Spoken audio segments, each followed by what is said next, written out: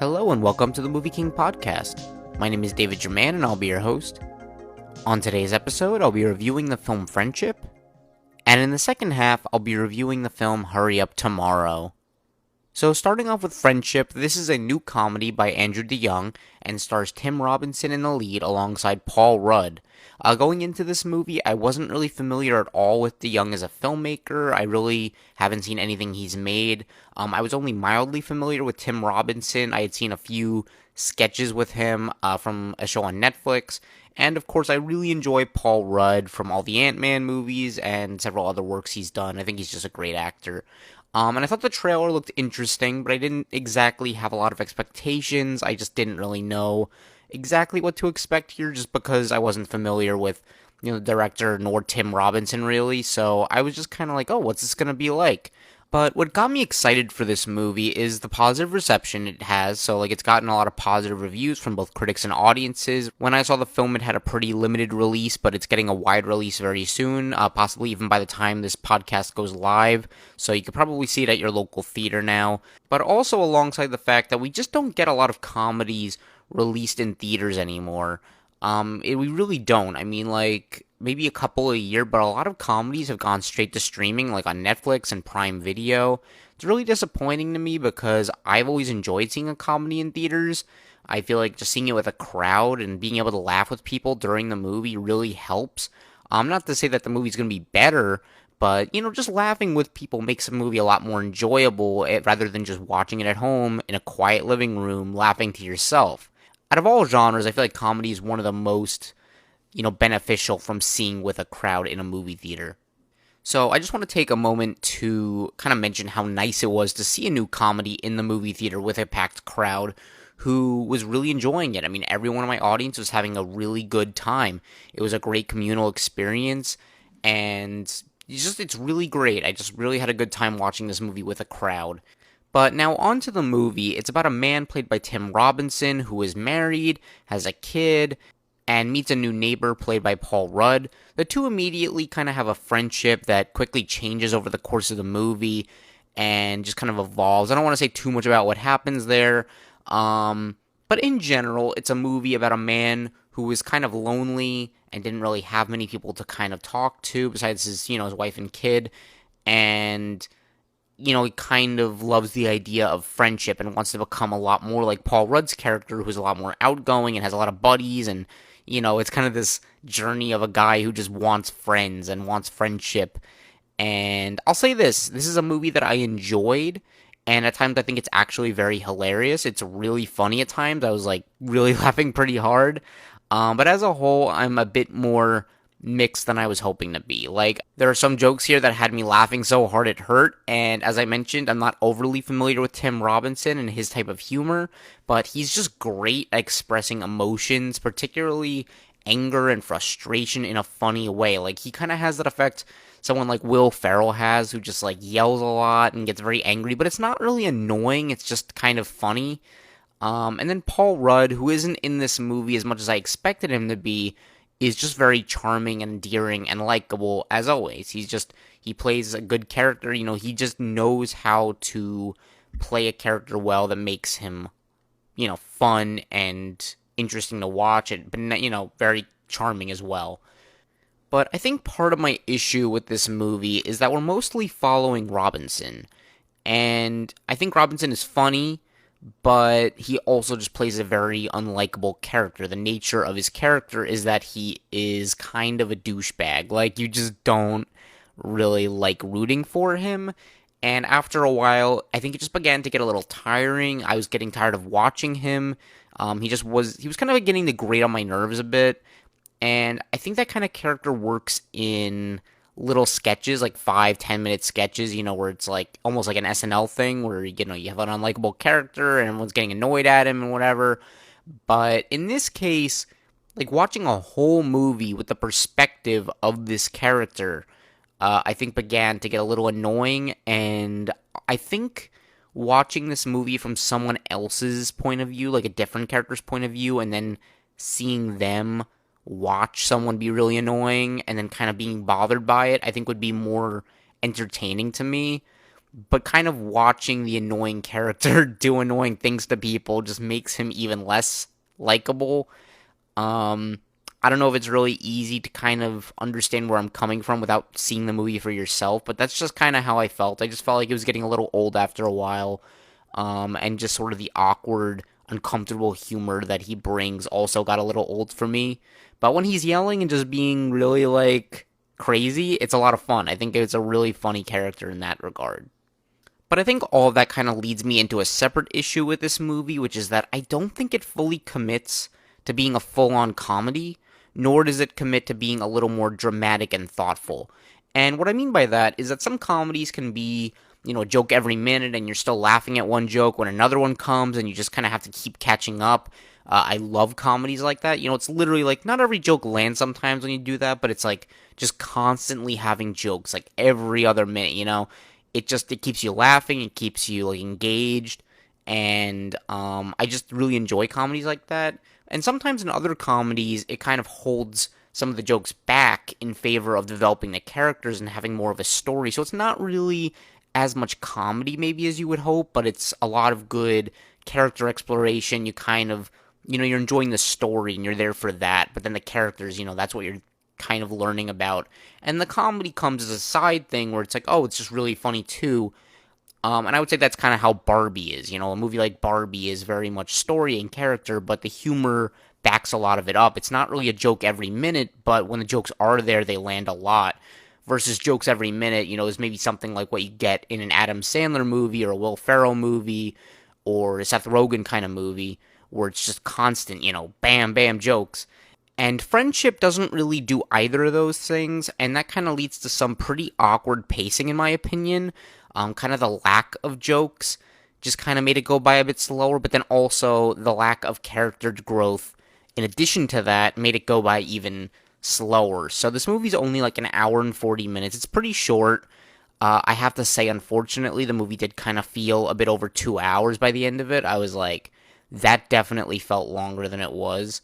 And I would say it does overstay its welcome a bit. Like, I think this movie probably could have been like an hour and 25 minutes, and it would have been probably much better. And those are kind of all my main issues with the movie. Other than that, I'd say the jokes are a bit hit and miss. Like, I think around 60% of the jokes landed, most, like, more than not landed, but I think there's also a good portion that just kind of, like, didn't really make me laugh that hard. The rest just didn't get much of a reaction out of me. But I will say the ones I laughed at and the ones I did find funny, I thought were really good. Really good jokes. There are a few here that really did stand out. One in particular involves a Subway restaurant of all things, but it was so funny and unexpected. I loved it. It's just so weird and clever at the same time. Definitely my favorite joke in the movie. I'm going to be thinking about that one for a while. But going back to some positives here, every scene with Tim Robinson and Paul Rudd together is perfect. They have great chemistry. I enjoyed seeing their friendship evolve. And I also enjoyed seeing another side of their characters in the second half of the film, where they're kind of treating each other maybe a little differently, and you get to see a little bit of a dynamic, friendship going on, a different relationship. And I think those two characters, when they're together, is really what I enjoyed most about this movie, just seeing them interact. And I wish we got more of that because, as I mentioned, Paul Rudd wasn't actually in that much of this movie. I mean, he does have stuff to do, but it feels like he just disappears for a while and then comes back.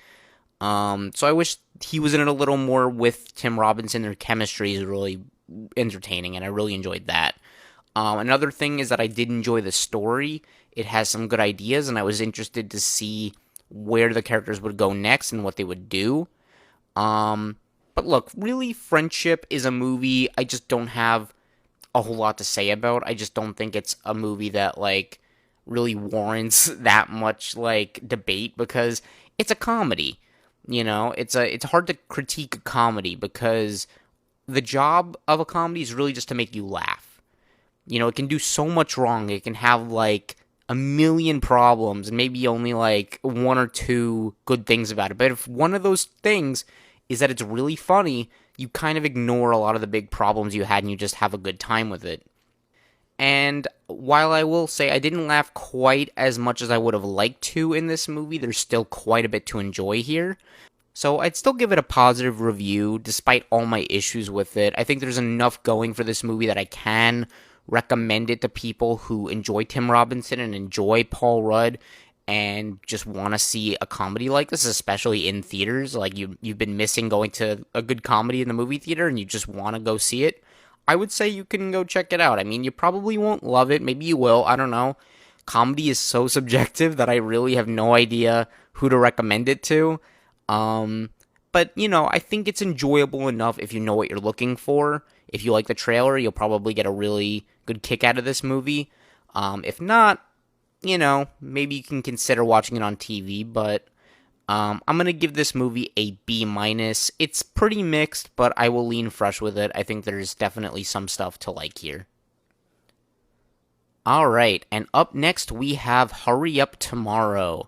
This is a movie I didn't have that much excitement for, but I was also very intrigued by it.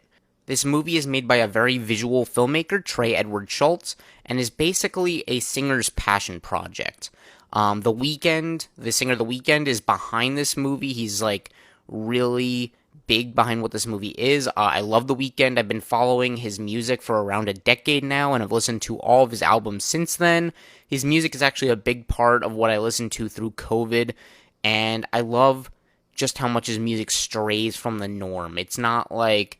I just feel like he does something different. If everyone's doing the same thing, he feels like he's doing something a little more interesting and cinematic and just kind of experimental with his music. I don't really know how to describe it. Like, it's not like he's really going that hard into, like, experimental music, but I just feel like his sounds and the way his music is just feels very different from a lot of what else we get nowadays. The Weeknd is a bit of a character the singer Abel plays, and his songs kind of tell an overarching story over the course of an album. It's kind of like one giant story told through many songs. Not like a musical, but they kind of all have an overarching theme to them. And his last 3 albums have been something of a trilogy. And his latest album, also titled Hurry Up Tomorrow, is kind of the conclusion to that and the conclusion to the Weeknd character. And when this movie was announced, I wasn't really sure what to make of it. I was wondering, is the album based on the movie? Is the movie based on the album? Do you need to watch the movie to understand the album, or vice versa? And as someone who likes The Weeknd and has both listened to the album and watched the movie now, I'll try to give my best attempt at an answer here. But first, reviews came out shortly before I saw the film, and they were terrible. Critics despised this movie, and audiences weren't too big on it either. But I still figured that because I'm a pretty big fan of The Weeknd, I'm probably more in the target audience than most critics who reviewed this movie, and probably even the general audience who would go to see this movie. Maybe knowing a few songs from The Weeknd, but not being overly familiar with his content. But to put it bluntly, this movie is kind of incoherent. Like, that's the first thought that came to my mind when this movie ended. Like, that was just totally incoherent. And I found that even as someone who understood the album and therefore was able to understand the movie and what it was trying to say, it was poorly done, poorly executed, and just not well communicated to the audience of what it's really trying to get at. A lot of it is up for interpretation. That this movie's not shy about that. It really tries to be more of an experimental, artsy film that is pretty ambiguous. It's trying to kind of let you figure out what the metaphor of the movie is. I feel like if you kind of know The Weeknd and his music, the metaphor's pretty obvious. But the movie really only exists for fans of The Weeknd. And if you don't know what his movie is about or who The Weeknd as a character is in the context of all this, the movie rings fairly hollow. I don't think you can watch this movie literally and take away much of anything. It just would be very annoying and frustrating. But again, even as someone who did get the movie, I think it comes off as pretentious, boring, frustrating, and aimless. It's just, it doesn't really have anywhere to go. It feels like it's kind of running in place for a while, and the movie's biggest saving grace is that it's made by a very competent team of talented people. So it at least looks good, it at least sounds good. I did at least enjoy getting to hear the music on a good sound system in the movie theater. That was probably, to me, the most enjoyable part, is just hearing the music in a really nice theater with good speakers. But I do want to say the cinematography is beautiful here. It was shot on film. It looks great. The sound design and mixing are also great.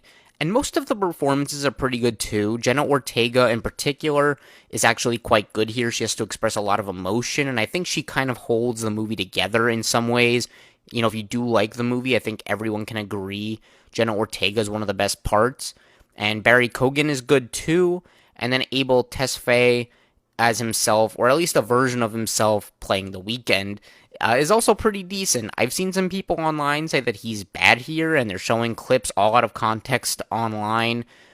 In the context of the movie, I think he does a fine job. Like, is he great? No, but he makes it work. I didn't really watch him and think, like, wow, he can't act. I mean, I wasn't thinking he was, like, an Oscar winner here, but he certainly wasn't bad in any way. I think he sold it well enough. But really, I just can't believe how much of a nothing movie this is. Like, literally halfway through the movie, I was just like, I'm looking at my watch, and I realized barely anything had even happened. Like, the movie kind of hints at a plot, like, it's like, oh, this thing is happening right now. And then you're like, okay, where's that going? And then you realize it's not going anywhere, because nothing happens in this whole movie. Like, it takes maybe 2/3 of the way through the movie until it finally starts to say something. And then by the end, when I realized what it was actually going for, like what it was really trying to say, I realized that there were so many more interesting ways that could have gone about telling the same exact story and saying the same thing, not to mention more accessible ways too, because I feel like this movie is just going to turn away almost anyone who isn't familiar with The Weeknd. Like, unless you are a very big fan of The Weeknd and you have listened to his albums over and over again and you really love his music and you know the meanings of all of them and you know who The Weeknd is as a character, it's just not going to be a good movie for you. I feel like a lot of people are going to get turned off by it. I can't swear on that. Maybe someone will enjoy it. Maybe someone will appreciate the vibe of it. But that's really all this movie is. It's just vibes. It's not story. It's not character. It's just like, ooh, look at this, look at this cool shot we have here, and look how the music kind of plays into what we're showing on screen. And I hate to say it, but it really does just feel like a glorified music video, but not even in an interesting way either. I don't know. I'm just really disappointed that somebody as talented and cool as The Weeknd, who makes great music and would seem to be the perfect kind of musician for a cinematic venture like this, could make something so dull and uninteresting to watch. As I said before, I don't think this movie is really worth seeing unless you are a big hardcore The Weeknd fan and you love his album. If you really like his music, maybe you'll get the meaning of it and maybe you'll appreciate it more than the average person. But to anyone who's not in that category, I think you can safely skip this movie and watch something else instead. And I hate to say that because I love The Weeknd. I wish I could recommend this movie to more people, but I just thought it was really poorly done. So I'm going to rate this movie a D+. Not the worst movie of the year. I've seen some people also say it's like one of the worst movies of the decade or worst movies of the year. It's pretty, it's not even midway through the year yet, but I've seen worse already. So I think it's pretty safe to say it's bad, but it's not like atrocious. And that about does it for this episode. If you want to follow my reviews, you can find me on Letterboxd at MovieKing1224. You can also listen to this podcast on your favorite apps such as Spotify, YouTube, Apple Podcasts, and Amazon Music. If you have any comments or feedback, I would love to hear it and improve the show. And of course, if you've enjoyed this episode, please consider liking, subscribing, and hitting the notification bell to hear more like it. I appreciate you all so much for listening, and I'll talk to you next time. Thank you. Bye-bye.